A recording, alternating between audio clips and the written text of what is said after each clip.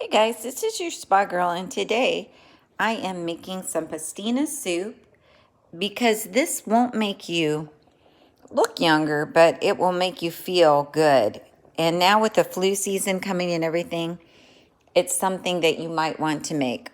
So what I did is I bought the healthy Campbell's chicken broth and I poured it in here with a cup of water. And then you just boil your pastina. Now, pastina are these tiny little egg-enriched macaronis, and they're like little stars, and they've been making them since 1915.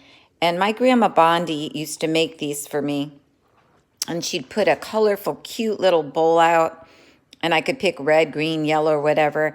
And when I was at Grandma and Grandpa Bondi's house, she would make me this soup, and it's called pastina. Now, here's the trick to the Italian soup that really makes it taste good. And I just got back from the gym, and as you can see, it's pouring outside, and it's not a nice day. I went to Home Depot and bought some new bird seed because the birds didn't like the seed that I had out there. And now what I'm doing is took one egg, and I did a lot of weightlifting, so I crave protein, so I put an egg in here. And that's what my grandma used to do, but she'd use 2 eggs. I just want 1 egg today. And then you take some of this. This is your, where did I put it? The real Parmesan. You don't want anything but the real stuff because the real stuff tastes so much better. Here it is. I put it back here behind the eggs.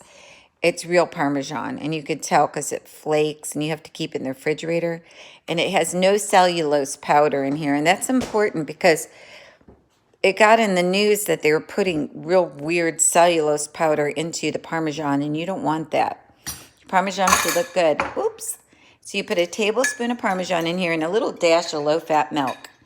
Okay, and then when your noodles are almost done, you let it boil for about 5 to 10 minutes because you want your pastina to be done. And if you look at the package of pastina, it says that it says bring water to a boil, add pasta and stir, cook uncovered, which I have it, and let it sit a little bit and stir it occasionally. Okay, so I do that. And then what I do is you take this when it's boiling and you pour it over the top.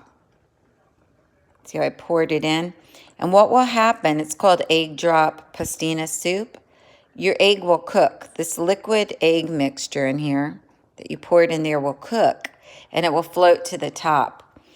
And you just let it boil with the noodles, let it float to the top, and it's so much tastier than your egg drop soup that you get at the Chinese restaurants.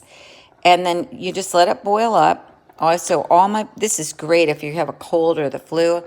I don't, but on rainy days, beach days, I grew up eating pastina, so I love it. I just got back from lifting weights and doing cardio, and it's raining outside, and it's a cozy indoor day. We have to go to the grocery store later, so I'm just stirring it a little teeny bit, and I'm letting all that egg mixture cook. And you can see when you look at the pieces how it's cooking at the top. So you're going to have egg drop soup. All that egg's going to boil and cook really well in here. And I only buy cage-free eggs.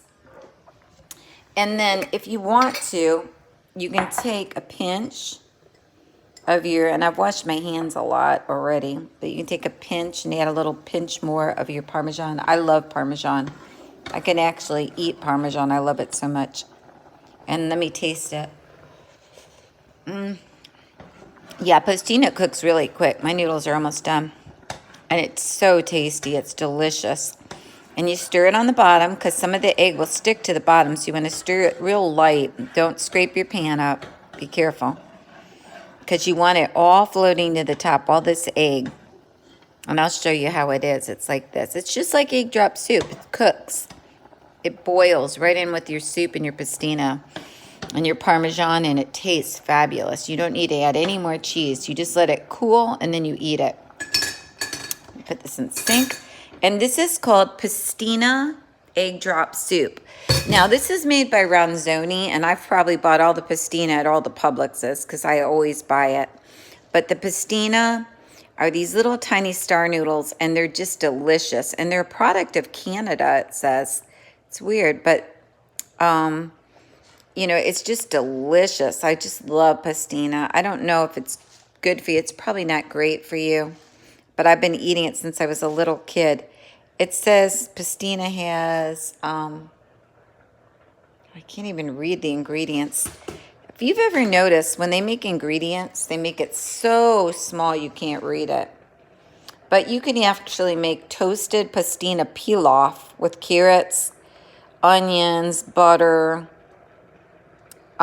chicken broth, chopped parsley, salt and pepper, and thyme leaves. So yeah, I could add thyme leaves to this, and I could also add what it says here. It says to add carrots. You can always make it a vegetable egg drop soup by adding really tiny, fine carrots.